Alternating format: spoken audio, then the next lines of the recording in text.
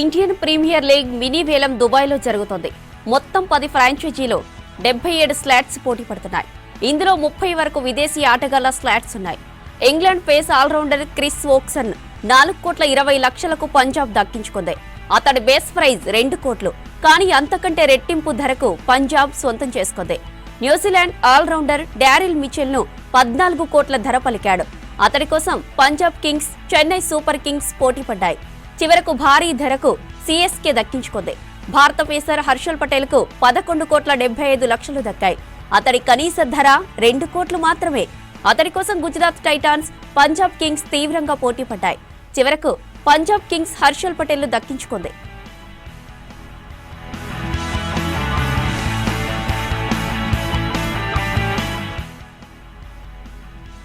Indian premier league mini వేలం దుబాయ్లో జరుగుతుంది. మొత్తం 10 ఫ్రాంచైజీలు 77 స్లాట్స్ పోటీ పడుతున్నాయి. ఇందులో 30 వరకు విదేశీ ఆటగాళ్ల స్లాట్స్ ఉన్నాయి. England pace allrounder Chris Woxsen ను 4,20,00,000కు పంజాబ్ దక్కించుకుంది. అతడి బేస్ ప్రైజ్ 2 కోట్లు. కానీ అంతకంటే రెట్టింపు ధరకు పంజాబ్ సొంతం చేసుకుంది. న్యూజిలాండ్ ఆల్రౌండర్ డారిల్ మిచెల్ ను 14 కోట్ల ధర పలికాడు. అతడి కోసం Punjab Kings, Chennai super Kings పోటీ పడ్డాయి. చివరకు భారీ ధరకు సిఎస్కే దక్కించుకుంది. భారత పేసర్ హర్షల్ పటేల్ కు 11,75,00,000 దక్కాయి. అతడి కనీస ధర 2 కోట్లు మాత్రమే. అతడి కోసం గుజరాత్ టైటాన్స్, పంజాబ్ కింగ్స్ తీవ్రంగా పోటీ పడ్డాయి. చివరకు పంజాబ్ కింగ్స్ హర్షల్ పటేల్ ను దక్కించుకుంది.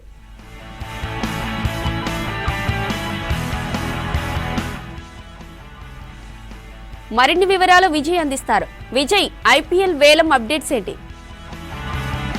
జరుగుతున్న ఐపీఎల్ మినీ వేలం అని మనం అనుకుంటున్నాం, కానీ వాస్తవానికి చూసినట్టయితే ఇది మెగా వేలంలా కనిపిస్తుంది. సో మధ్యాహ్నం స్టార్ట్ అయినప్పటి నుంచి ఐపీఎల్ ఫ్రాంచైజ్ వేలం పాట చూసినట్టయితే దాదాపు అన్ని టీంలకు సంబంధించి, ముఖ్యంగా రాజస్థాన్ రాయల్స్ కానీ, అదేవిధంగా సన్ రైజర్స్ హైదరాబాదు, వీటి మధ్య, అదేవిధంగా చెన్నై సూపర్ కింగ్స్, వీటి మధ్య విపరీతమైనటువంటి పోటీ మనకు కనిపిస్తున్నది. ఆటగాళ్ల కొనుగోలుకు సంబంధించి మొదటిసారిగా ఐపీఎల్ చరిత్రలోనే first time Pat Cummins, Australia captain ఉన్నటువంటి కమిన్స్ ఏదైతే ఉందో హైదరాబాద్ 20,50,00,000 కొనుగోలు చేసింది. గతంలో శామ్ కరణ్ కు 17 కోట్లు ఐపీఎల్లో అధిక ధర పలకగా మొదటిసారి ఆ రికార్డ్ బ్రేక్ చేసి సన్ రైజర్స్ హైదరాబాద్ కమిన్స్ ను సొంతం చేసుకుంది. సో మధ్యాహ్నం నుంచి ప్రారంభమైనటువంటి ఐపీఎల్ వేలంలో మనం చూస్తే మొత్తము భారత్ సహా 12 దేశాలకు సంబంధించినటువంటి ఆటగాళ్లు పాల్గొంటున్నారు. అంటే డిఫరెంట్ గా జరుగుతున్నది. ఎవరు ఎక్స్పెక్ట్ చేయని విధంగా ఐపీఎల్ సంబంధించినటువంటి ఏదైతే వేలం అనేది జరుగుతున్నది.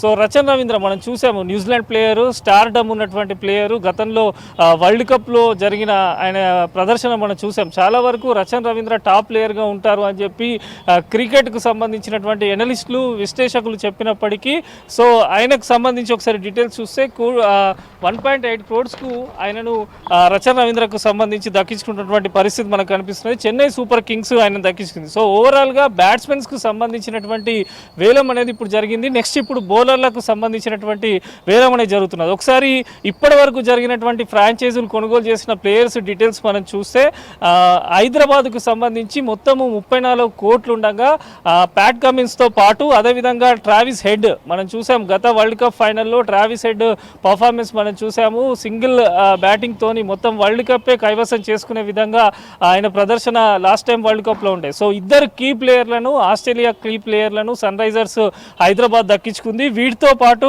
డారెన్ మిచెల్కు సంబంధించి చెన్నై సూపర్ కింగ్స్ కూడా దక్కించుకోవడం జరిగింది.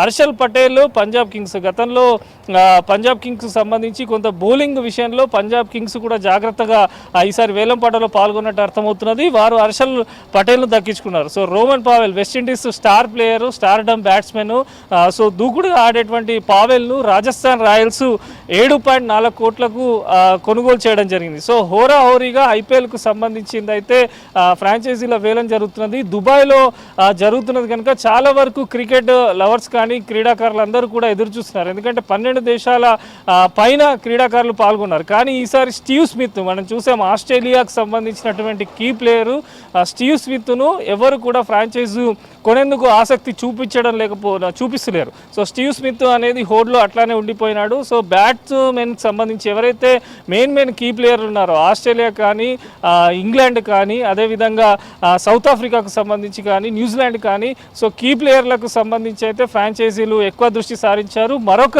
అప్డేట్ విషయం ఏంటంటే ముంబై ఇండియన్స్కు సంబంధించి రోహిత్ శర్మ క్యాప్టెన్సీ వైదొలిగి అంటే క్యాప్టెన్సీ నుంచి తీసివేసిన తర్వాత హార్దిక్ పాండ్యాకు క్యాప్టెన్సీ బాధ్యతలు అప్పగించిన తర్వాత రోహిత్ శర్మ ఢిల్లీ కెప్టెన్గా పోతాడని, ఇంకొక టీంకు కెప్టెన్గా పోతాడని రకరకాలైనటువంటి వార్తలు వచ్చాయి. ఈ తరుణంలో ఈరోజు ఐపీఎల్ మినీ వేలం సందర్భంగా ఫ్రాంచైజీలో ఆల్రెడీ ప్రకటించడం జరిగింది. రోహిత్ శర్మ ఈ వేలంలో లేడు, ఏ టీంకి ఆడాడు, ముంబై ఇండియన్స్లోనే రోహిత్ శర్మ కొనసాగుతాడని చెప్పి ఆ టీము ఫ్రాంచైజీ ప్రకటించినటువంటి ఇందాకనే వాళ్ళు ప్రకటించారు. సో ఓవరాల్గా ఈ వేలానికి సంబంధిస్తే చాలా వరకు కూడా మెయిన్ బౌలింగ్ అదేవిధంగా బ్యాటింగ్కు సంబంధించి కీ ప్లేయర్లు ఎవరైతే ఇతర దేశాలలో ఉన్నటువంటి వారిపైననే ఎక్కువగా ఫ్రాంచైజీలు దృష్టి పెట్టారు. మెయిన్గా యంగ్ సంబంధించినటువంటి యువ క్రీడాకారులకు సంబంధించి వారిపైన యువ క్రికెటర్లకు సంబంధించే ఎక్కువ శాతం ఫ్రాంచైజీ దృష్టి పెట్టాయి. ఒకసారి ఓవరాల్గా మనకు ఉన్నటువంటి ఇన్ఫర్మేషన్ ప్రకారము ఐపీఎల్ వేలానికి సంబంధించి పాట్ కమిన్స్ను సన్ రైజర్స్ హైదరాబాద్ 20.5 కోట్లకు కొనుగోలు చేసింది. సో మిచెల్ను చెన్నై సూపర్ కింగ్స్ 14 కోట్లు పెట్టి కొనుగోలు చేసింది. హర్షల్ పటేల్ బౌలరు ఇండియాలో కీ బౌలర్గా కొనసాగుతున్నారు. పంజాబ్ కింగ్స్ హర్షల్ పటేల్ను 11.75 కోట్లకు దక్కించుకోవడం జరిగింది. సో రోమన్ పావెల్ విధ్వంసమైనటువంటి బ్యాటింగ్ చేస్తాడు. వెస్టిండీస్కు చెందినటువంటి ప్లేయరు. రాజస్థాన్ రాయల్స్ 7.4 కోట్లకు ఇతన్ని దక్కించుకుంది.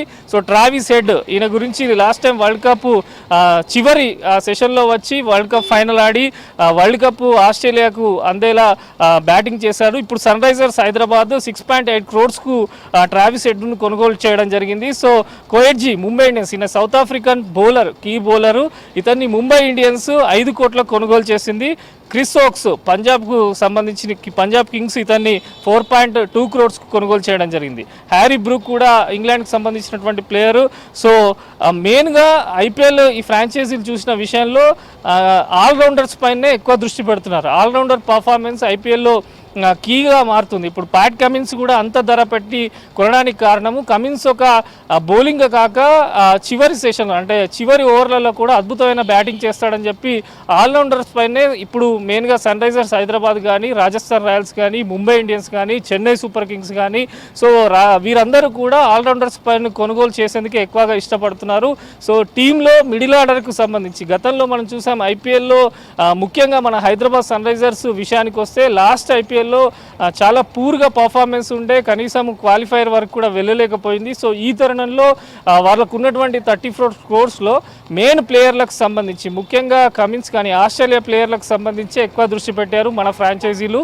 సో దానికి అనుగుణంగానే ఇద్దరు బ్యాట్స్మెన్ కీ బ్యాట్స్మెన్స్ తీసుకున్నారు. ఒకళ్ళు కమిన్స్, మరొకళ్ళు హెడ్. దీంతో పాటు శ్రీలంకకు చెందినటువంటి హసరంగా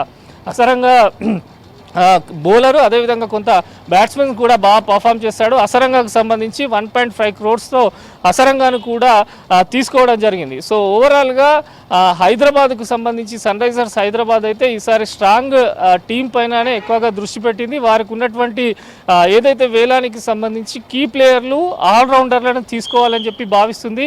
దానిలో అనుగుణంగానే పర్ఫెక్ట్ ప్లేయర్స్ను సెలెక్ట్ చేసుకోవడం జరిగింది. సో ఓవరాల్గా హైదరాబాద్ విషయాన్ని బడ్జెట్కి వస్తే 34 క్రోర్స్లో ఇప్పటికే 28 క్రోర్స్ వరకు హైదరాబాద్ వెచ్చించడం జరిగింది. సో మిగతా ఉన్నటువంటి కోట్లకు సంబంధించి మెయిన్ ప్లేయర్లను ఆల్రౌండర్లను తీసుకునే అవకాశం ఉంది. సో భారత్ ప్లేయర్లకు సంబంధించి మళ్ళీ దృష్టి పెట్టింది. అయితే ఇప్పటి వరకు జరిగిన వేలంలో కేవలము బ్యాట్స్మెన్స్కు సంబంధించినటువంటి వారినే ఫ్రాంచైజీలు సెలెక్ట్ చేసుకున్నారు. సో బౌలింగ్ విషయంలో ఇప్పుడు జరుగుతున్నది. సో బౌలింగ్ సంబంధించి మిగతా దేశాలు మొదటిసారిగా ఆఫ్ఘనిస్తాన్కు సంబంధించి ఇటు రషీద్ ఖాన్తో పాటు మరొక ప్లేయర్ కూడా ఈసారి ఐపీఎల్ 50 లక్షలతోని ఆ టీం సొంతం చేసుకున్నటువంటి పరిస్థితి ఉంది, అస్మత్ను. సో ఓవరాల్గా ఐపీఎల్ మినీ వేలం అని చెప్తున్నప్పటికీ ఇది మెగా వేలంలానే కనిపిస్తున్నది. సో మొదటిసారి ఇంత ధర పలకడం మెయిన్గా పాట్ కమిన్స్ విషయానికి వస్తే ఇటు చెన్నై, ఆర్సీబీ, హైదరాబాద్ 3 పోటీ పడ్డాయి. సో మధ్యలో చెన్నై సంబంధించి 11 కోట్లు రాగానే చెన్నై పక్కకు తప్పుకోగా ఆర్సీబీ, సన్ రైజర్స్ హైదరాబాద్ మాత్రం కమిన్స్ కోసము హోరాహోరీగా వేలంలో పాల్గొనడం జరిగింది. సో చివరికి మొత్తానికి హైదరాబాద్ కమిన్స్ను దక్కించుకోవడం జరిగింది. సో ఓవరాల్గా వేలం అనేది ఇంకా కొనసాగుతున్నది. చాలామంది క్రికెట్ అభిమానులు అందరూ ఎదురు చూస్తున్నారు. సో ఎలా జరుగుతుంది, ఏ టీంకు, ఎందుకంటే 77 ఉన్నటువంటి స్లాట్స్లలో ఏ ప్లేయరు అడిషనల్గా యాడ్ అవుతాడు, ఎటువంటి ప్లేయర్స్ ఏ టీంకు వస్తారు. సో ఐపీఎల్కు సంబంధించిన ఈసారి కొన్ని మార్పులు కూడా కొన్ని జట్లు చేస్తున్నాయి కనుక సో చాలా ఇంట్రెస్టింగ్గా అనేది వేలం అయితే కొనసాగుతున్నది. సో ఈవినింగ్ వరకు మొత్తం కూడా ప్లేయర్స్కి సంబంధించినటువంటి క్లారిటీ అనేది రాబోతున్నట్టు క్రికెట్కి సంబంధించినటువంటి అనలిస్టులు కూడా చెప్తున్నారు. సో గతంతో పోలిస్తే ఈసారి చాలా భిన్నంగానే ఐపీఎల్ వేలం అనేది జరుగుతున్నది. జ్యోతి.